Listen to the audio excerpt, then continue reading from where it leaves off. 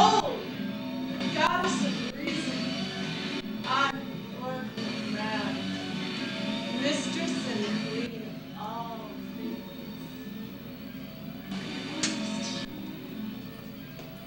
Echo of this man, Danton, he bled for the freedom of thousands, yet legend whispers that more men died at his bare hands than were sent to the guillotine of Robespierre. But a man can only experience so much death, till it drives the demons of madness deep within him, changing him forever.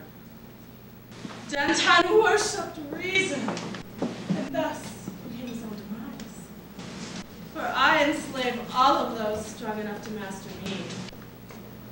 Danton was not a great man, not a good man, nor even a hero. Yet his life was destined for many extraordinarily heroic moments.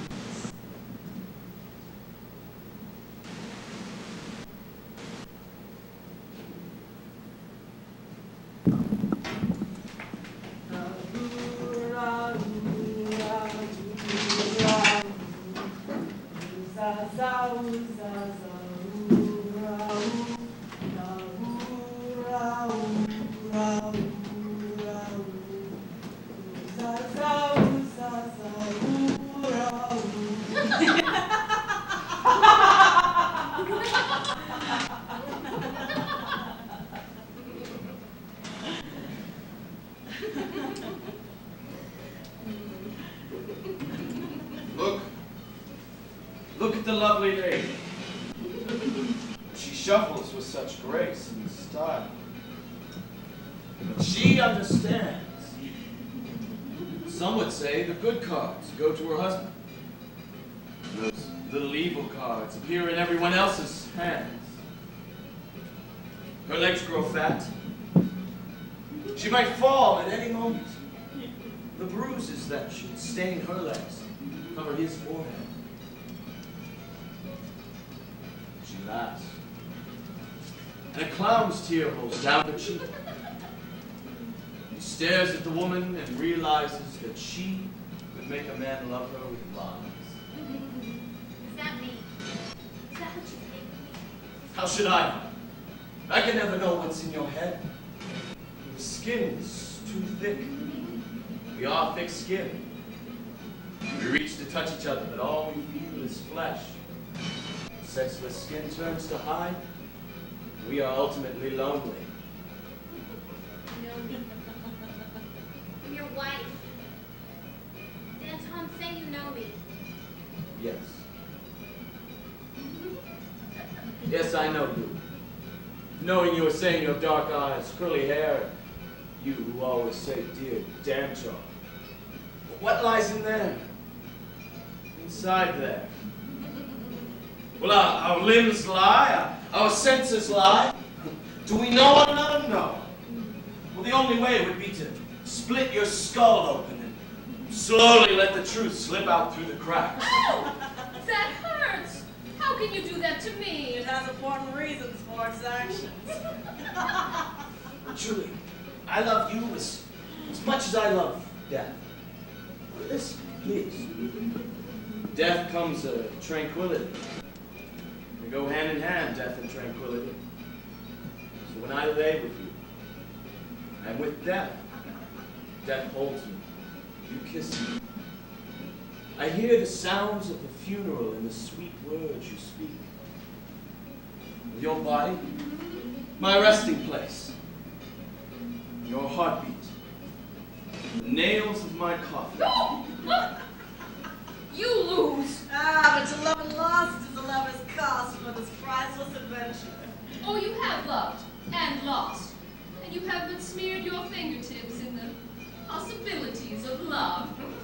So our fingers are the simplest of tools, the tools of our love. I loved a queen once. She said my fingers were her princes, cast into spiders at the sight of love. But she was always with a child, and each came out backwards. The kings and queens lie on top of one another and breed the leaders of tomorrow. Now, Philippa, you look so sad. What's wrong? Tear a hole in your precious cape? Oh, I know. Did it rain at the heart. Didn't you get a good enough view of it? How pretentious. Perhaps we've all become our own Socrates. Perhaps we love ourselves a bit more than the freedom we've unleashed. Camille, I saw another 20 souls taken today. They were sent to the guillotine because they weren't systematic enough with the hunting of the enemies of the people. This all comes from the Committee for Public Safety. Anyone would be more feared than them. Yes, this grand committee has begun a new Stone Age, especially some Jews. But only work if we were little children, sitting and listening and doing what we were told without question. Perhaps God will come and improve us to work like the great watchmaker's mechanical wonder. That wouldn't stop them from ridding themselves of a few more voices as they did with Marat. How much longer must we endure the bloodstains of our children? We must start a committee of clemency. We must start rebuilding this new country, starting the policy of reconstruction. Yes, the time for rebuilding is at hand. We must allow our citizens freedom. Rights will take the place of virtue. Our individuals have to seek out their own destiny, regardless of race, class, education, or wealth, or any other difference. We must revel in the differences. Happiness must be found by each individual, less at the expense of others. The Constitution has to be a clear imprint of the people. Good, bad, or a measure of the two. We will restrain the hands that cover naked shoulders. We want naked gowns, Bacchus. We will have roses in our hair, wine on our lips, and heave our breasts. In limb-loosening love, we will have Venus with our beautiful rump. She will be our pastime, the keeper of faith. And you, Danton, you lead this revolution to a new republic. Me? Oh, no. Well, you. And you will. And only if we live that long. As my dear mother-in-law used to say. But we will. Well, just as after an hour has passed, so is 60 minutes, am I right? Of course, that goes without saying. Well, without saying, oh yes. Without saying, who of all people shall do these wondrous deeds? Me and you and all the people who follow the truth. The ands in your speech, they seem endless. It's a gap that would leave us breathless before we could be together. But if ever we do, remember, honest men can be as godfathers. You can loan them money, marry them off to your daughters. But that is as far as honest men go. If that's true, why start the revolution? Well, those self-indulged blue bloods bothered me. I saw them and felt like kicking them in the ass. That was the only reason. Are you leaving? I have to get out of here. They all rub me the wrong way. Before I leave, a word of advice. A great tribute to liberty hasn't yet been made. So when we start the furnace to cast it, be careful. You still burn your fingers on it. Danton. Danton! Leave him alone! Do any of you think he'll be able to keep his hands off when the time for action comes?